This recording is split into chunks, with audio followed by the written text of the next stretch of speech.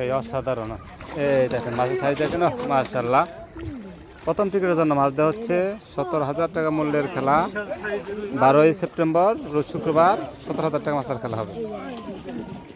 বিশাল রুই, এই যে বিশাল রুই। মাছ সাইড দিয়ে কি করে দিলেন? মাছ সাইড ধরে কি করে দিলেন?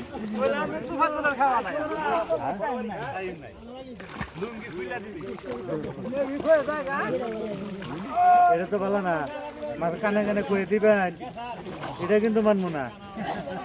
মাছের কয়ে দেন জানি হুসালা খায়।